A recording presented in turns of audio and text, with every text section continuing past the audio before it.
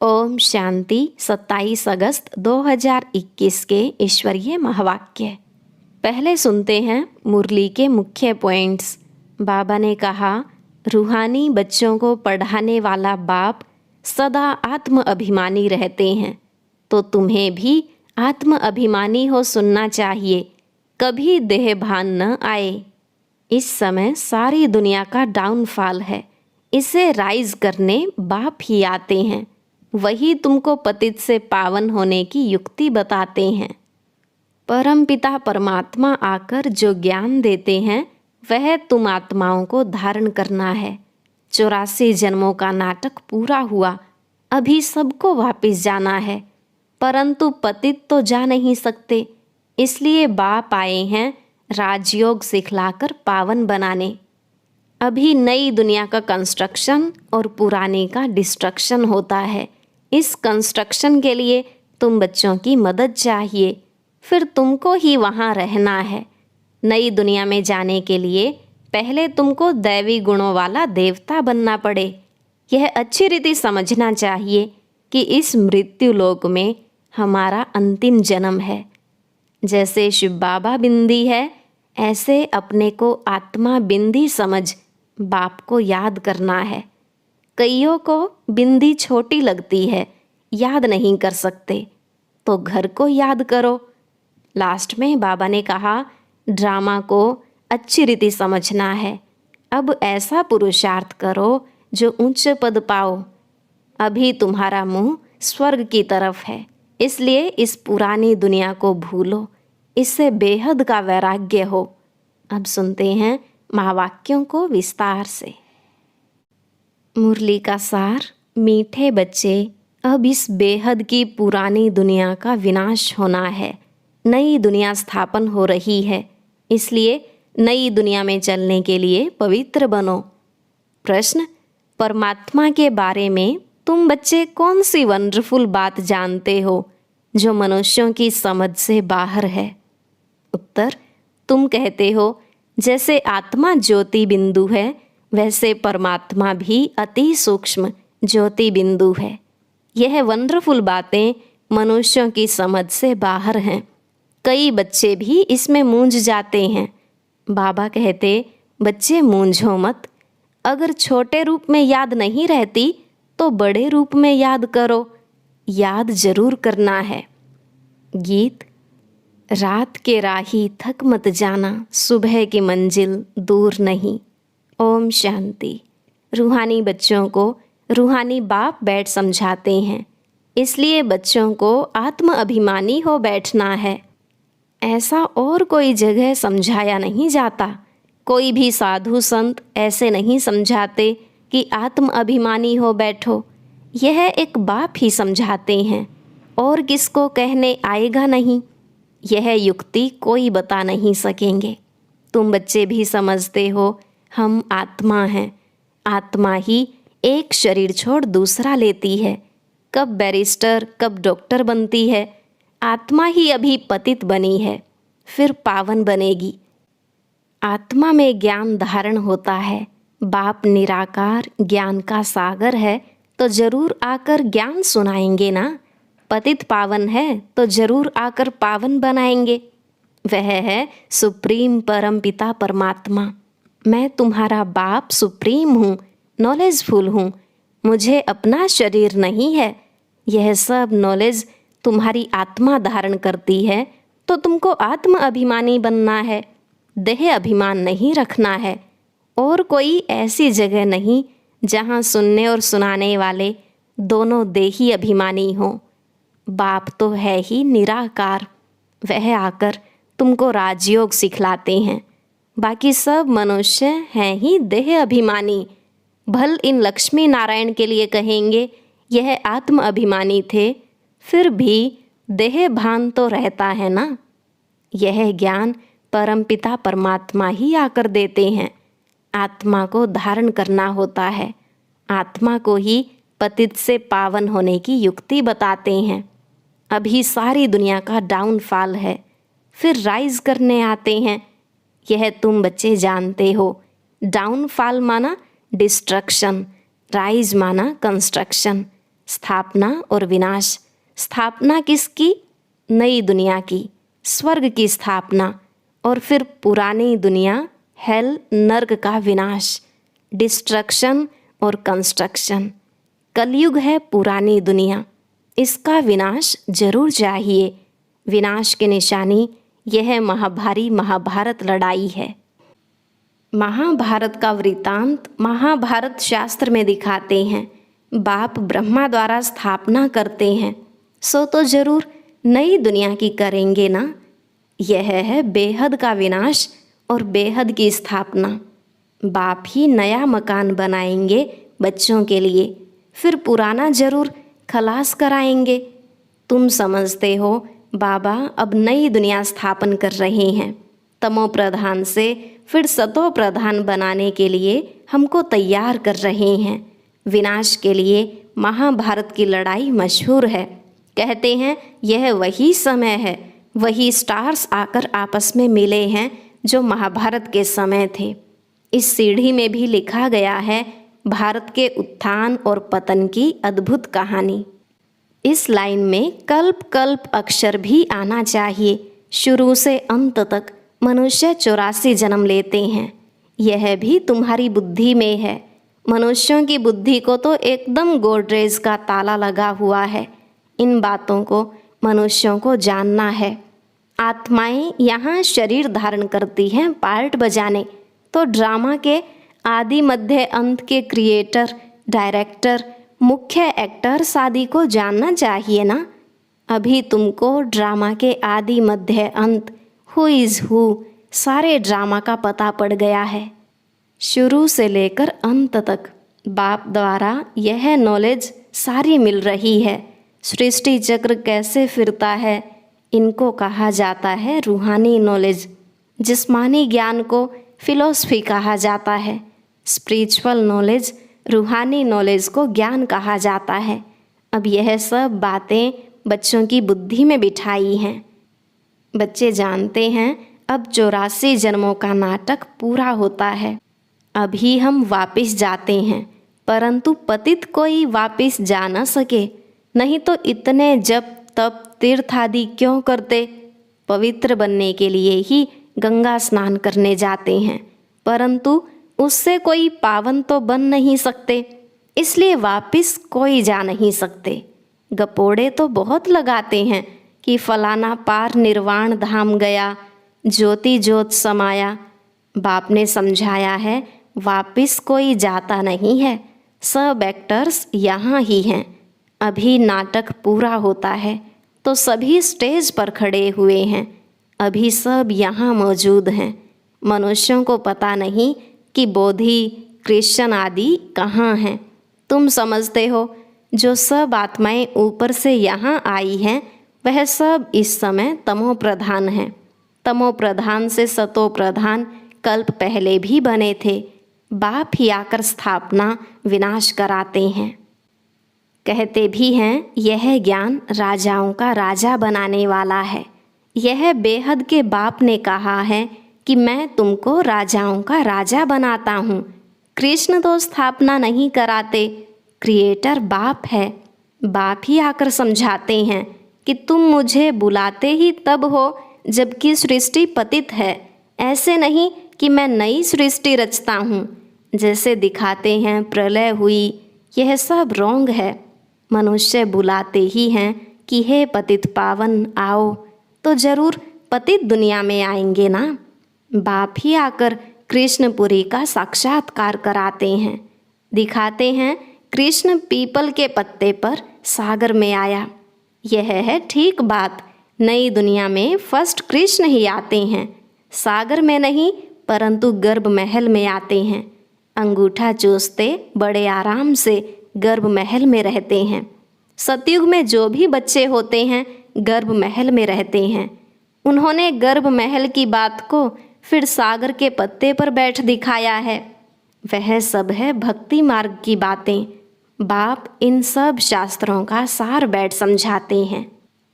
यहाँ गर्भ जेल में रहते हैं, तब कहते हैं हमको बाहर निकालो, फिर हम पाप नहीं करेंगे। परंतु रावण की दुनिया में पाप तो होते ही हैं, फिर भी पाप करने लग पड़ते हैं। तुम आधा कल्प जेल बर्ड्स बन जाते हो। चोर लोगों को जेल बर्ड्स कहते हैं। बाहर निकलते रहते फिर भी चोरी करते रहते हैं और जेल में जाना पड़ता है, इसलिए जेल बर्ड्स कहते हैं। बाप ने समझाया है यह रावण राज्य है, वहाँ तो यह बातें होती ही नहीं। वह है ही राम राज्य, वहाँ न गर्भ जेल है और न वह जेल होता है।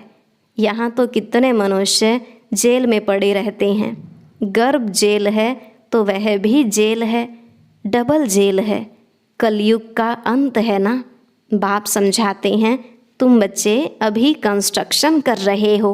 राइज और फॉल हर कल्प होता ही रहता है। राइज और फॉल दुनिया का होता है, उसमें मुख्य पार्ट है भारत का।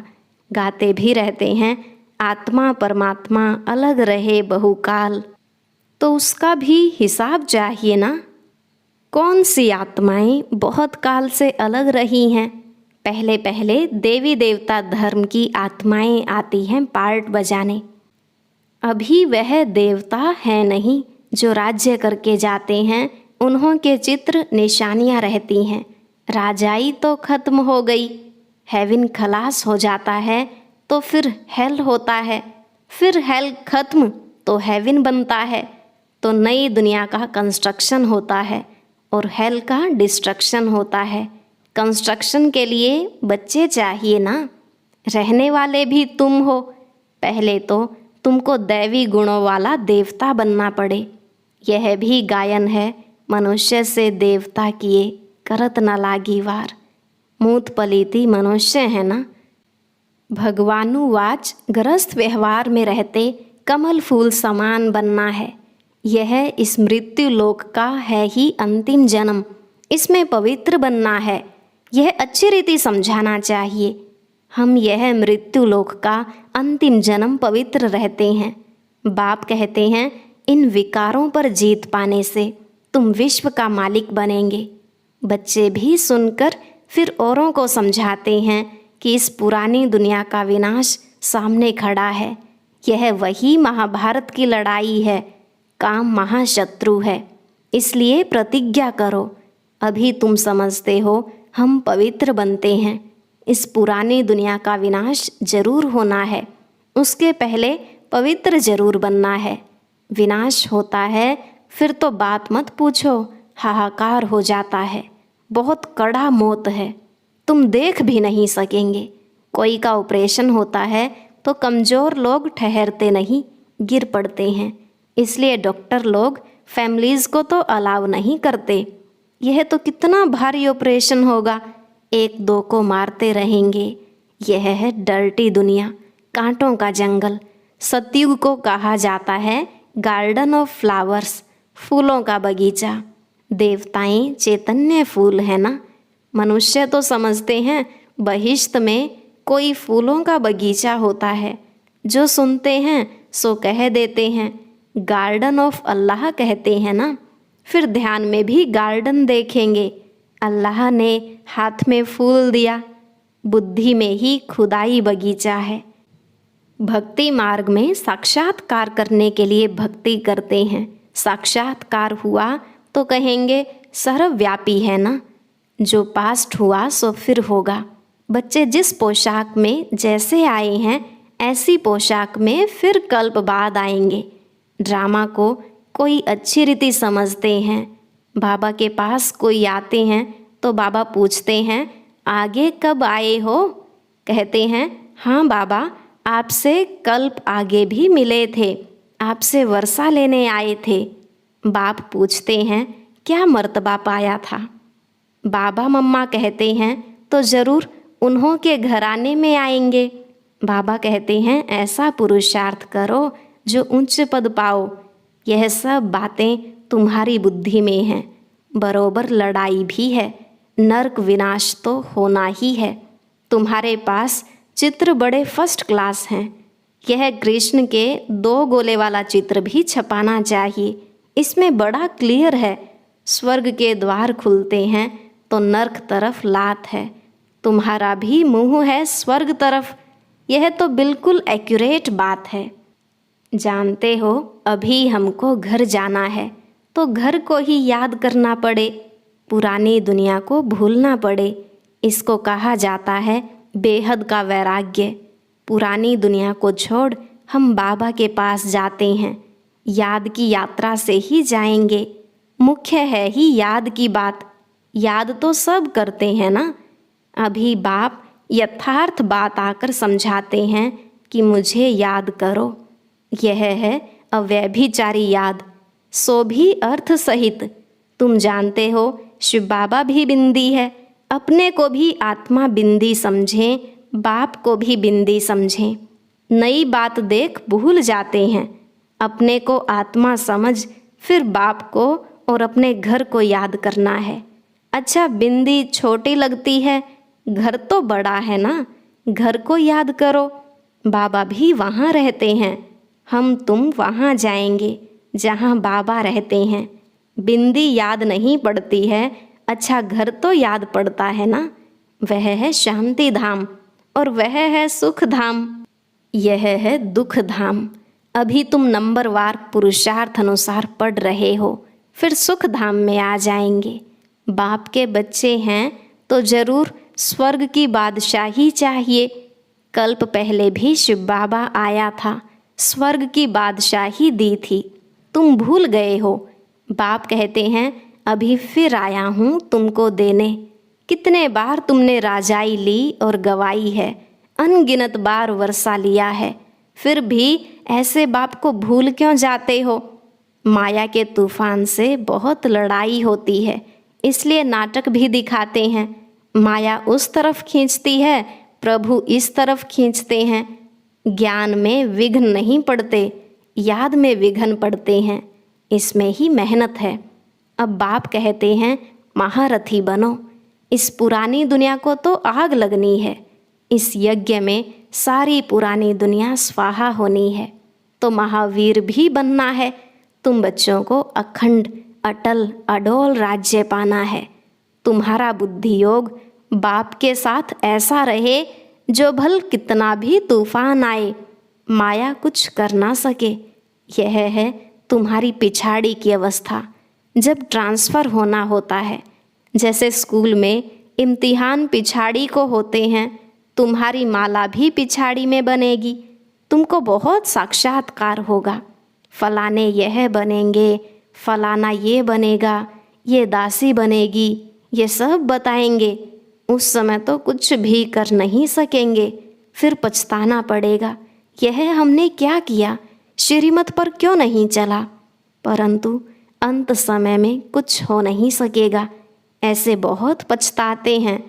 मनुष्य किसका खून कर फिर बाद में पछताते हैं, परंतु खून तो हो गया, फिर क्या कर सकेंगे। इसलिए बाप कहते हैं गफलत मत करो, अपना पुरुषार्थ करते रहो। अच्छा, मीठे मीठे सिक्किल अधे बच्चों प्रति माता पिता बाप दादा का याद प्यार और गुड मॉर्निंग। रूहानी बाप की रूहानी बच्चों को नमस्ते। रूहानी बच्चों की रूहानी बाप दादा को नमस्ते नमस्ते, गुड मॉर्निंग, शुक्रिया बाबा, शुक्रिया। धारणा के लिए मुख्य सार। पहला पॉइंट, 84 जन्मों का नाटक अभी पूरा होता है, वापस घर चलना है। इसलिए आत्म अभिमानी रह पावन बनना है, देह अभिमान मिटाना है। दूसरा, अर्थ सहित अपने को आत्मा बिंदु समझ बिंदु बाप की अव्यभिचारी याद में रहना है। महावीर बन अपनी अवस्था अडोल अचल बनानी है। आज का वरदान, सर्व आत्माओं के प्रति स्नेह और शुभ चिंतक की भावना रखने वाले देही अभिमानी भव। सर्व आत्माओं के प्रति स्नेह और शुभ चिंतक की भावना रखने वाले देही अभिमानी भव। बाबा ने कहा, जैसे महिमा करने वाली आत्मा के प्रति स्नेह की भावना रहती है, ऐसे ही जब कोई शिक्षा का इशारा देता है तो उसमें भी उस आत्मा के प्रति ऐसे ही स्नेह की, शुभ चिंतक की भावना रहे कि यह मेरे लिए बड़े से बड़े शुभ चिंतक हैं। ऐसी स्थिति को कहा जाता है देही अभिमानी। अगर देही अभिमानी नहीं है तो जरूर अभिमान है। अभिमान वाला कभी अपना अपमान सहन नहीं कर सकता। स्लोगन: सदा परमात्म प्यार में खोए रहो तो दुखों की दुनिया भूल जाएगी। सदा परमात्म प्यार में खोए रहो तो दुखों की दुनिया भूल जाएगी। और अब यह एक बहुत अच्छी वीडियो भी जरूर देखें।